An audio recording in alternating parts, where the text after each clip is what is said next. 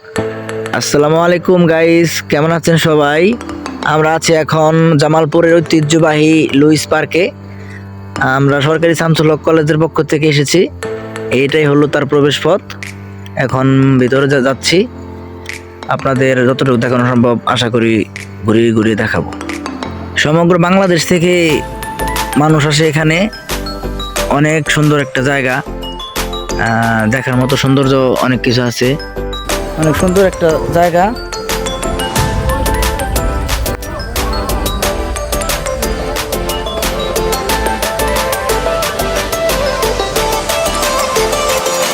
এই পার্কের ভিতরে ছোট সোনামণিদের জন্য অনেকগুলো রাইডের ব্যবস্থা আছে, যেগুলোতে আসলে অনেক মজা করতে পারবে।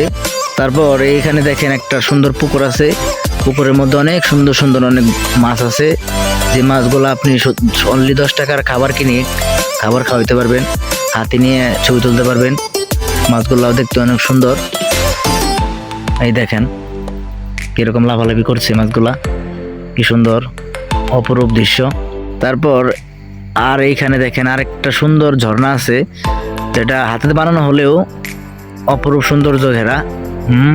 অনেক ভালো লাগে, ভিউটা অনেক সুন্দর, কাছ থেকে দেখলে ভালো লাগে। আপনারা আসলে মজা করতে পারবেন। দর্শকদের আকর্ষিত করার জন্য এই যে দেখেন এখানে দুইটা অনেক সুন্দর সুন্দর হরিণ আছে। হরিণগুলো অনেক সুন্দর দেখতে, অনেক ভালো লাগে। ওরা পরান্ত বিকালবেলায় খেলাধুলা করতেছে, দেখেন। আরেকটা জিনিস না দেখালেই নয়, সেটা হচ্ছে আমাদের পিকনিকের খাবার দাবার আয়োজন। এখানে আমাদের মামারা অনেক কষ্ট করে অনেক রান্না বান্না করেছে।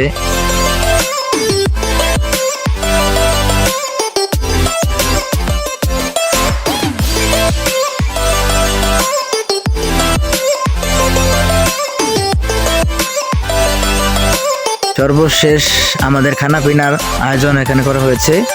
সবাই মনের সুখে বসে বসে বসে খাবার খাবে এখন। তারপরে আছে শেষ আকর্ষণ আমাদের লটারি।